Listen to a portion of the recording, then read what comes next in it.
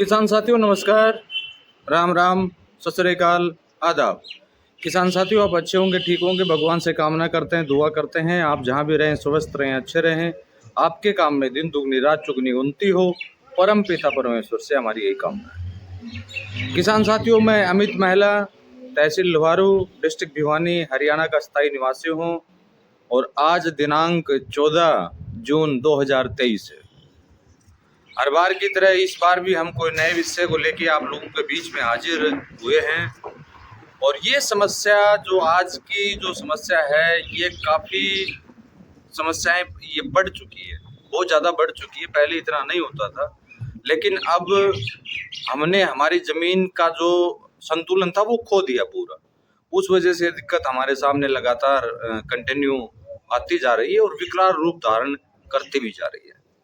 तो वीडियो की शुरुआत करने से पहले मैं आप सभी से हाथ जोड़ के विनती करूंगा कि अगर आपने इस चैनल को सब्सक्राइब नहीं किया है तो अवश्य कर लें और बेल आइकन घंटी को दबा लें, और ताकि बेल आइकन घंटी को दबा के ऑल पर क्लिक कर लें ताकि आने वाले वीडियो का नोटिफिकेशन और जो लाइव प्रोग्राम हमारे होते हैं उसका नोटिफिकेशन आपको आसानी से प्राप्त हो।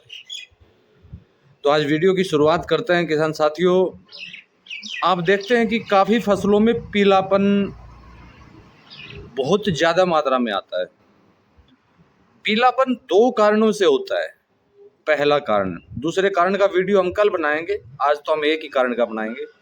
पहला कारण होता है माइक्रोन्यूट्रिएंट की डेफिशिएंसी और दूसरा कारण होता है रोग आने की वजह से पीलापन खेत में आना। ये दो रीजन होते हैं मुख्य रूप से।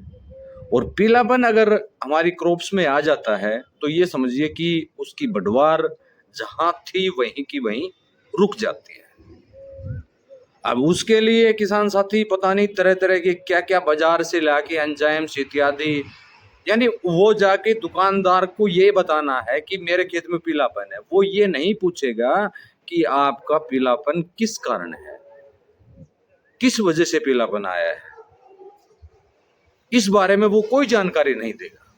तो आज हम इस बारे में विशेष रूप से जो माइक्रोन्यूट्रिएंट से संबंधित है उस विषय में आज हम आपसे बातचीत करेंगे कि किन कारणवश पीलापन अधिक मात्रा में हमारे सामने आता है।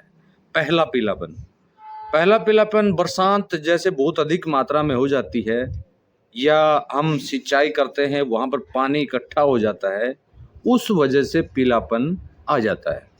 वो पीलापन आने का मुख्य रीजन क्या होता है?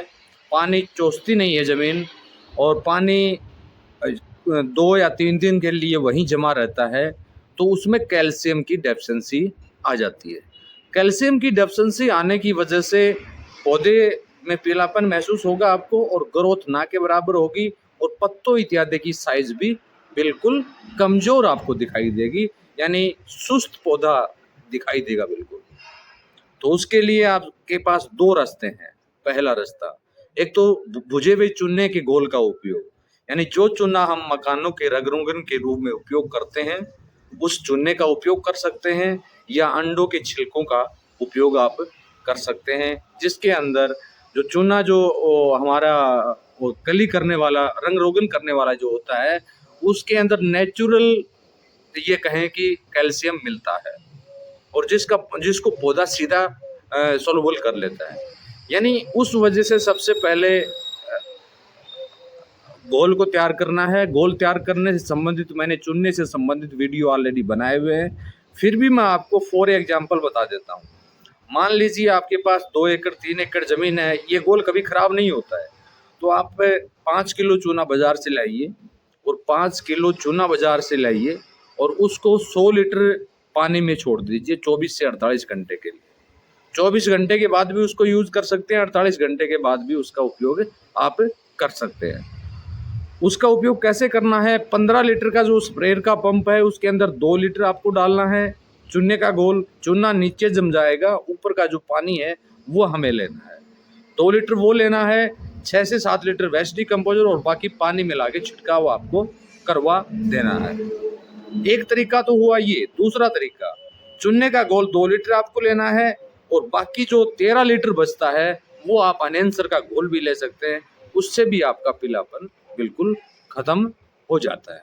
और कैल्शियम की डेफिशिएंसी अगर ख़त्म हो जाती है, तो जैसे कैल्शियम की कमी हमारे में आ जाती है, तो हम तरह तरह की बीमारियों के आगोश में ग्रसित हो जाते हैं। उसी तरह कैल्शियम का भी बहुत ज़्यादा महत्व हमारी फसलों के लिए है, तो कैल्शियम की पूर्ति के लिए आप ये तरीका अपना सकते हैं। दूसरा, नाइट्रोजन की डेफिशिएंसी की वजह से नाइट्रोजन की मात्रा कम होती है, नाइट्रोजन की डेफिशिएंसी कम होती है या ना ज़्यादा होती है, उस वजह से पीलापन दिखाई देना लगता है। और नाइट्रोजन की डेफिशिएंसी को पूरा करने के लिए हमने तरह तरह की माइक्रोन्यूट्रिएंट बनाए। जैसे एक तो उपलों का हमने जेवलिक एसिड बनाया, एक एमिनो एसिड बनाया, एक दूसरा हमारा जो है अमीनो एसिड, जेवलिक एसिड और ह्यूमिक एसिड, ये तीनों काम करते हैं नाइट्रोजन की डेफिशिएंसी को पूरा करने में, और ये पौधे के पीलापन को दूर करते हैं। जेवलिक एसिड हमारे जो 2 से 2.5 साल पुराने जो भी उपले हैं या गोबर है, वो वेस्ट डिकम्पोजर के 100 लीटर घोल में 6-7 आप डाल दीजिए। 2 दिन के बाद 15 लीटर के स्प्रे के पंप में आप 2 लीटर और 6 से 7 लीटर वेस्ट डिकम्पोजर बाकी पानी मिला के छिड़काव आप करवा सकते हैं। इसी तरह अमीनो एसिड का है, और इसी तरह ह्यूमिक एसिड को पानी के द्वारा चलाया जाता है। ह्यूमिक एसिड चलाने से हमारी जो रूट है, वो रूट की संख्या बहुत अधिक बढ़ेगी। रूट की संख्या बढ़ती है तो उस वजह से पौधे को पोषक तत्वों की कम आवश्यकता पड़ती है, क्योंकि वो मिट्टी से ही पोषक तत्वों की पूर्ति आसानी से कर लेता है। अब हुआ नाइट्रोजन, और दूसरा स्रोत नाइट्रोजन का होता है सरसों की खली। सरसों की खली के अंदर प्रचुर मात्रा में एक तो सल्फर पाया जाता है, दूसरा उसमें नाइट्रोजन की मात्रा होती है। तो उसको हम कैसे उपयोग करें? जैसे मान लीजिए 100 लीटर का ड्रम आपने ले लिया, उसके अंदर 100 लीटर वेस्ट डिकम्पोजर आपने डाला और 6 से 7 किलो सरसों की खली आपने डाल दी, और वो उसको 7-8 दिन रखने के बाद 15 लीटर के स्प्रे के पंप में 1 लीटर सरसों की खली का घोल और 6 से 7 लीटर वेस्ट डिकम्पोजर बाकी पानी मिला के छिड़काव करवा सकते हैं। या 1 लीटर सरसों की खली बाकी 13 लीटर हनेंसर के घोल का मिला के छिड़काव करवा सकते हैं। उससे भी नाइट्रोजन की आपूर्ति आपकी आसानी से हो जाएगी। तीसरा विकल्प नाइट्रोजन का हमारे पास है, जो दालों से माइक्रोन्यूट्रिएंट हम बनाते हैं। जो 3 प्रकार की दाल लेते हैं, 3 प्रकार की दलहनी लेते हैं, उसके अंदर कॉपर इत्यादि, वो तो एक ये समझिए कि संपूर्ण माइक्रोन्यूट्रिएंट होता है। उसके अंदर भी नाइट्रोजन प्रचुर मात्रा में पाया जाता है, 0.56 के आसपास नाइट्रोजन उसके अंदर होता है। तो वो भी पौधे के पीलेपन को ख़त्म करने में और उसकी बढ़वार में हमारी सहायता करता है। तो नाइट्रोजन की वजह से भी पीलापन होता है और कैल्शियम की वजह से भी पीलापन होता है। तीसरा होता है जिंक की डेफिशिएंसी। जिंक की डेफिशिएंसी की वजह से भी पीलापन दिखाई देता है, और आपको जिंक की जहाँ पर डेफिशिएंसी मिलेगी वहाँ पर आपको काले काले या पीले पीले कलर के धब्बे आपको नजर आएंगे। उससे आपको समझ लेना चाहिए कि हमारी फसल के अंदर इसकी जिंक की डेफिशिएंसी रियल में आ चुकी है। उसकी पूर्ति के लिए हम क्या करें? उसके लिए आपके पास 2 ऑप्शन है। पहला ऑप्शन पत्थरों का घोल, क्योंकि पत्थर का जो घोल है उसके अंदर जिंक प्रचुर मात्रा में होता है, और आने वाले समय में इसकी एक रिपोर्ट भी हम वीडियो के माध्यम से आप लोगों के बीच में शेयर करेंगे, आप जान भी पाएंगे। तो पत्थरों का घोल का उपयोग कर सकते हैं। दूसरा, सेंधा नमक का उपयोग किया जा सकता है। पत्थरों का घोल कैसे लेना है? 15 लीटर के स्प्रे के पंप में आपको 2 लीटर पत्थर का घोल, 6 से 7 लीटर वेस्ट डिकम्पोजर और बाकी पानी मिला के छिड़काव आपको करवाना है। इस पत्थर घोल के साथ में आप बकरी मैन्योर का घोल भी मिला सकते हैं। इसके अंदर भी नाइट्रोजन काफ़ी मात्रा में होता है, उससे भी ये पीलापन आपका ख़त्म हो जाएगा। दूसरा विकल्प हमारे पास उसका जिंक का जो है वो है सेंधा नमक। आप 250 ग्राम सेंधा नमक ले आइए बाज़ार से, और उस 250 ग्राम सेंधा नमक को 50 लीटर जो हमारा वेस्ट डिकम्पोजर है उसके अंदर उसको छोड़ दीजिए, 50 लीटर वेस्ट डिकम्पोजर। और जब उसका छिड़काव आप करवाना चाहें तो उसमें से 500 ml आप निकालिए। 500 ml सेंधा के द्वारा तैयार किया गया घोल जो वेस्ट डिकम्पोजर में हमने बनाया है, और 6 से 7 लीटर उसमें वेस्ट डिकम्पोजर और बाकी पानी मिला के छिड़काव करवा दीजिए। उससे भी जिंक की आपूर्ति आपकी आसानी से हो जाएगी।